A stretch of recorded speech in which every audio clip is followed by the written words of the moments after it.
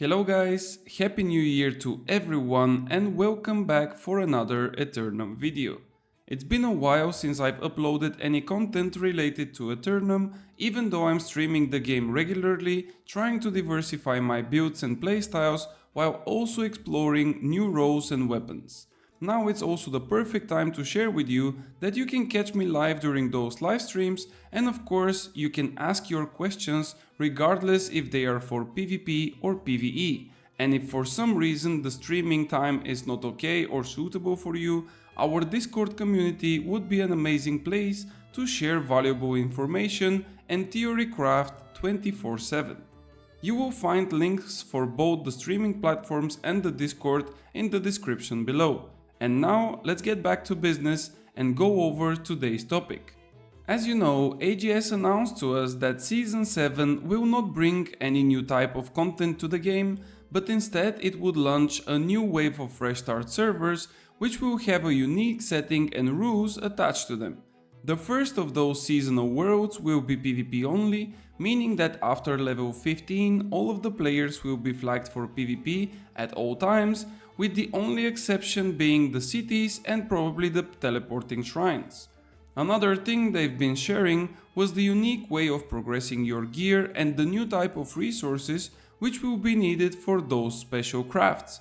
The way to obtain those valuable items is also only through PvP according to AGS, and from here on everything is rest on our imagination and speculations.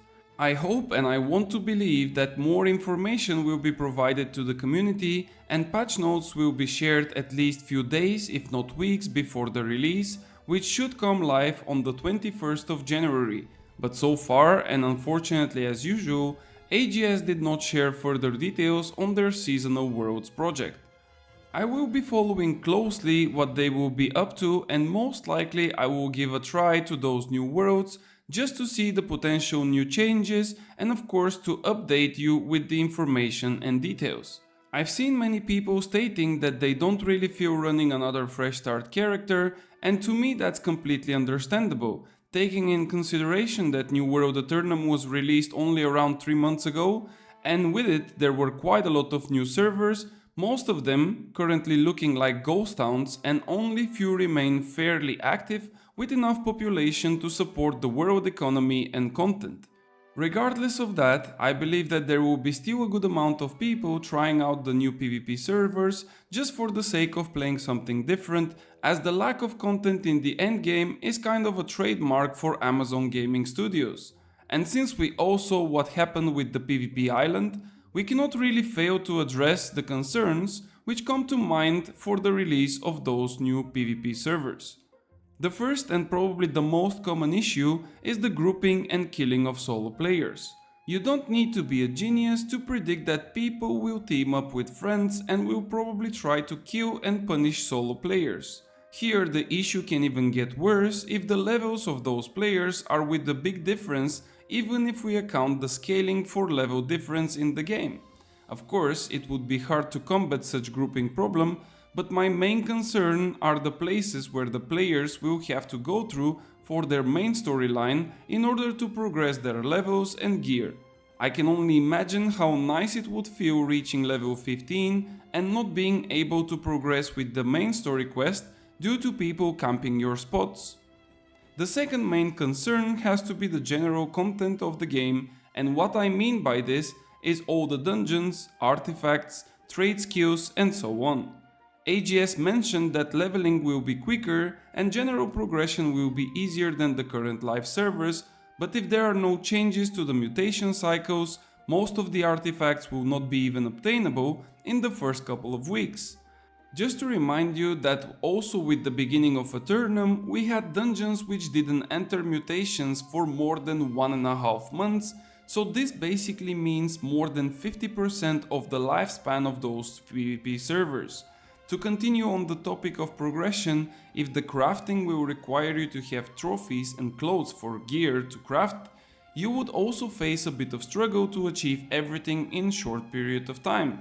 Unless you grind like a madman, which we kinda like to do sometimes, but not of course for consecutive weeks as we don't have that many days off of work, This could be a big issue also with the progression. Of course, you don't necessarily need to craft your gear to be max gear score, as the most important things would be the perks on it, but still, it would feel a bit off and rushed. My other concerns about the game and the upcoming PvP 7 season are mostly with the already existing servers and the healthy levels of players and content which will be left behind.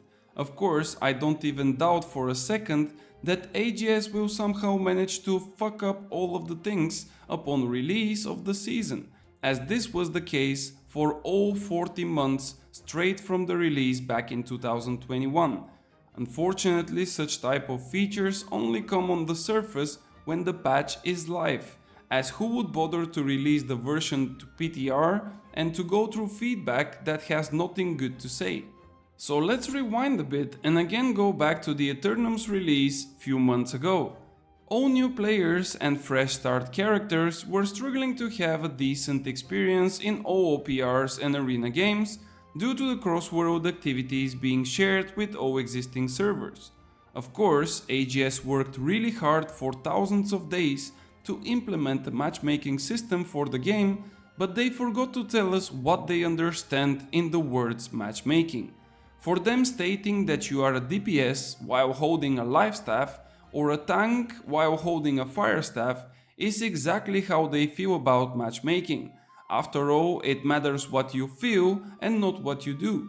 Choosing a role is anything but not a matchmaking system, and any kid at age of 8 years old which had one or more games of Counter-Strike or League of Legends can tell you that.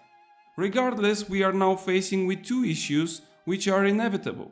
The first one is that all players entering those PvP servers will have their queue for arena and OPR games matched with all the existing servers. I don't need to tell you what will be the outcome, as it is still fresh in our minds. If that would be the case, most if not all of those fresh players will only remain in their server and will opt to fight in open world. The second scenario is the one that they would separate the server queues, which will be even more catastrophic, as here again you don't need PhD level of education to predict that we barely have people for the current arena and OPR queues to pop, so I cannot even imagine if they separate the new PvP servers, how many OPR and arena matches will happen per day. And with all that rant and blood boiling, I came to the conclusion of one final question for which I for sure will not be able to find an answer, as I've never worked for AGS, unfortunately. Why it is needed to split the current player base even more in yet another set of fresh start servers when the last ones with this status are mostly dead and barely playable for a new player? Why AGS keeps on ignoring players' feedback and all the bug reports with months, if not years, and instead they act like nothing happened even though their brand new artifact elemental band is still not usable due to a bug exploit? Why AGS doesn't invest time in reworking the endgame of Aeternum in order to keep the players engaged and to profit from their in-game purchases, but instead prefers to change one line of code and send the build to a new fresh start server with the hope of milking some new purchases? Do they realize that they will make more money out of skins, seasonal pass purchases and server transfers instead of one-time sold copies? Anyway guys, enough ranting from me today, as I will need to go and feed my ego in an OPR match against a console player who don't have clue about the game while I have 10,000 hours under my belt. I'm sure you have your own concerns as well, so please make sure to point them out in the comments below. Or you can simply do that as well in my Discord community server, for which you can find the link in the description. As always, thank you so much for watching, and I will see you on the next one.